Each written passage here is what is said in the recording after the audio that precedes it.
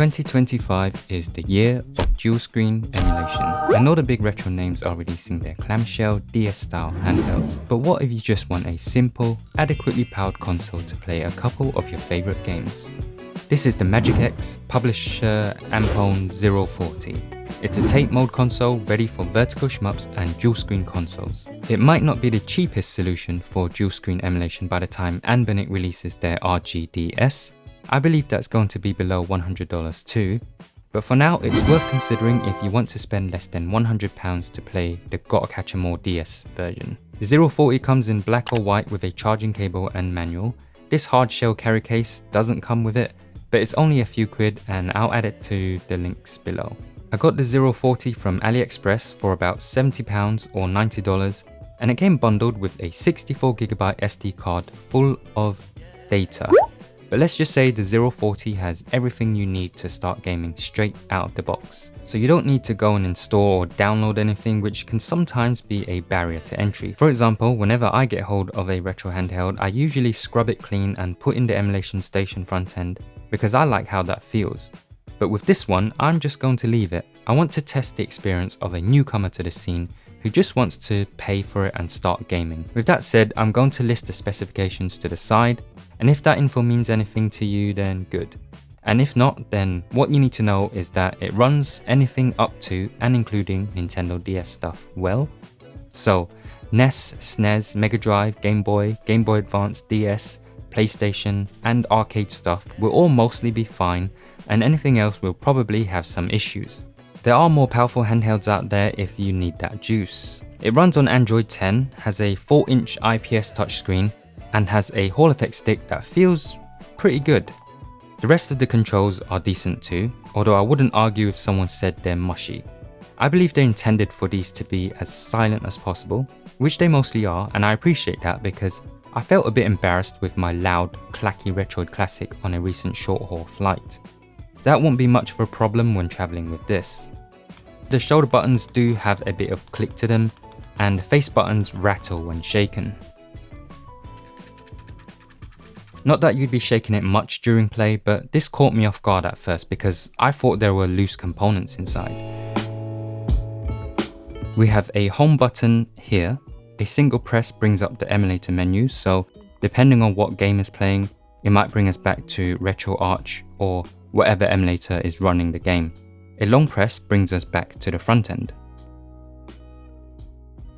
The front end is called Dawn Launcher, and I believe it's a modified version of another popular launcher, and it does what it needs to do, but we're going to run through that in a bit. On the side we have a power button, 2 SD card slots, on the top is the headphone jack, a charging port, and OTG port. This stands for on the go, and it means you can connect peripherals to this like controllers and stuff. On the left side we have volume buttons, and on the back we have ventilation grills. So how does this feel in hand? One thing that caught me off guard is how small it is in person. The images didn't quite prepare me for how compact this all is. The buttons, the D-pad, the screen, pretty much everything is small, but that's not to say it feels tight. I'm not accidentally pressing anything I don't intend to, for example. The back of the body is not very ergonomic. It's mostly flat, but it does round off smoothly on the edges, so it doesn't get uncomfortable too quickly. It does get warm fast though, at least during my quick sessions. If the ergonomics and heat doesn't sound good, don't forget you can connect a controller. So I'm going to show you how it works now. When you first boot up the handheld, you'll see a screen like this. On the bottom you can see it says NDS or Tate game. So pressing the L1 and R1 will scroll to the left, which gives us NDS. We can go in and see what NDS games we have. There's so many. I think I'll give you the proper number in a bit on screen, but there are so many that it takes ages to scroll through all of them. So if you press R1, you can skip through it quickly. To get to the end, it does take a while. You can press the X button to add it to favorite. So let's put Jumble Madness on our favorites. And then to the left, if we press left on the main screen, we'll just go in and see what games we have favorited. And if I press the R1 button, that was the NDS menu. we've got Tate game. So this is all of the games that use up more of the screen. I'll show you what it looks like later. And if we press the L2 and R2, we can scroll through platform, apps and settings. Okay, so let's jump into some Tate games first of all. I'm going to see if there are any cave games I like. Let's go for... I can't think of any right now. The problem is the names here, they are the file names, so it's sometimes hard to tell what game it is. But you can see the full names in the little description here. Some of these will be in Japanese, but actually the games I tested that had Japanese text up here were English. And if you want to dive in a bit deeper, you can just download your own ROMs and add them in. IFPGIPTQ, I think that's how you say it. Let's try this. This is a cave shoot 'em up. So you can see it uses more of the screen, but the bottom is blocked off with this. I don't think you could do much, because if you do stretch the screen fully, it'll probably come narrow like that. So I don't think there's any way around this, but it looks fine. Let's put in a coin and start playing. I'm going to pick a waifu character. Oh, this one is in Japanese. I think you can go into dip switch settings as well to change the language if it's a problem. Actually, I don't know if this was even released in English. You can correct me in the comments if you know more about cave games than I do. Oops.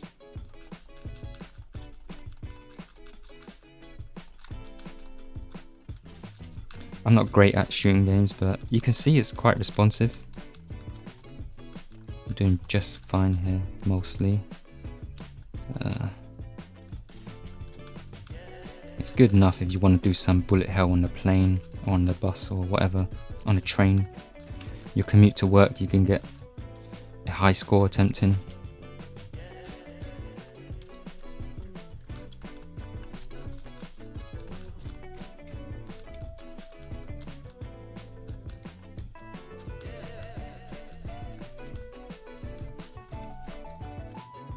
Okay, let's see if there's anything else we can play.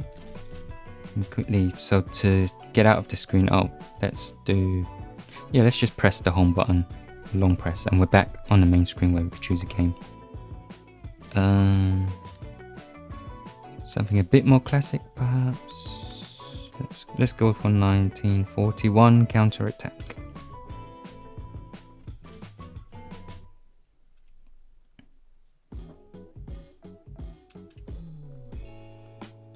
Press select to put in our coins, and there you go. Oops, that's the bomb button. Oh, you can... I've never played this game before, but it seems I can hold the button to charge to do this mad multi-shot thing.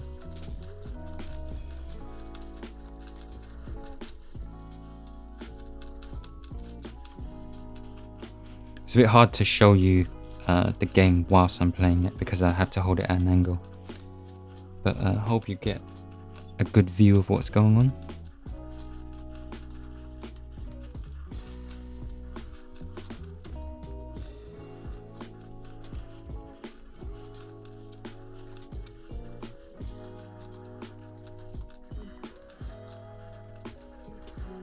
I'm going to show you some Nintendo DS now. B to go back, L1 to go to NDS. Let's see what I have in my favorites. One of my favorite games on the NDS was a music rhythm game called Osu Tatakai Oendan. Let's see if they have it here. Hold the button down, look for O. We're nearly there. Oh, past it.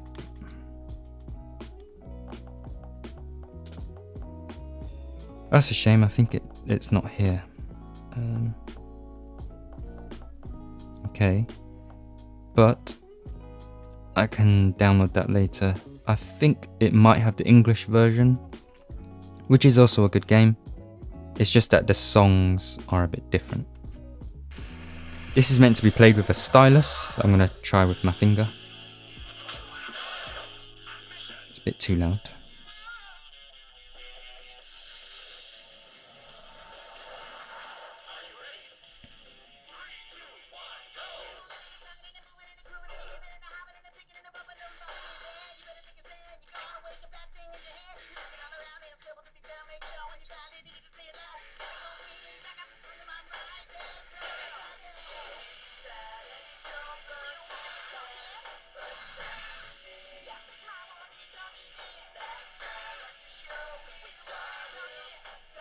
Oh my god, it's been a while since I played this.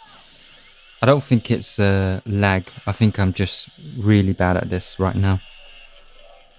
I might quickly grab my stylus and see if it'll work fine. Back with a stylus. Oh, right, let's play another round. Retry with a stylus.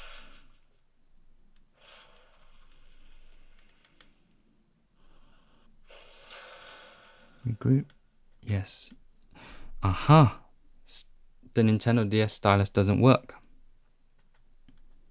Let me see if my Apple stylus works. Not that either. I don't know if this I don't know if I'm using it incorrectly or something, but it seems like styluses don't work. You have to finger these games, which isn't great, but I think most games can be played with just the buttons anyway. So that's something to note. This is a non-stylus console. Let's pop in something else. Let's go for fire type Tate. I'll pick this one. Yes.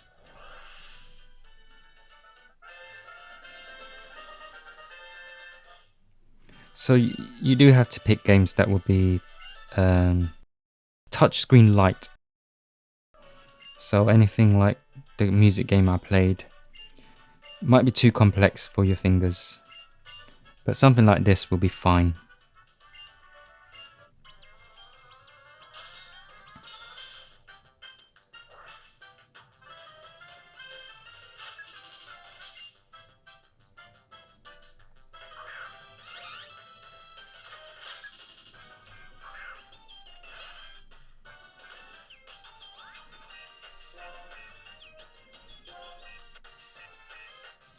There's a bit of chugging. I don't know if you can notice it. Twice it happened, once during the intro and once here.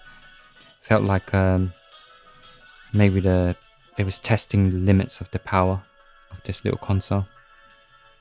But it's fine. I think it runs well enough, and the Tate games I tried, the shooting games, definitely felt pretty good. Nice to have them on a little handheld like this if you want a quick bash on an arcade game. But that's it. That was the Magic X040.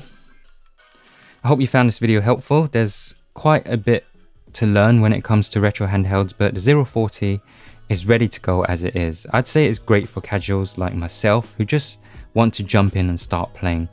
If you're interested in picking it up, you can find my AliExpress affiliate link below. Don't forget to like and subscribe, and I'll see you in the next one.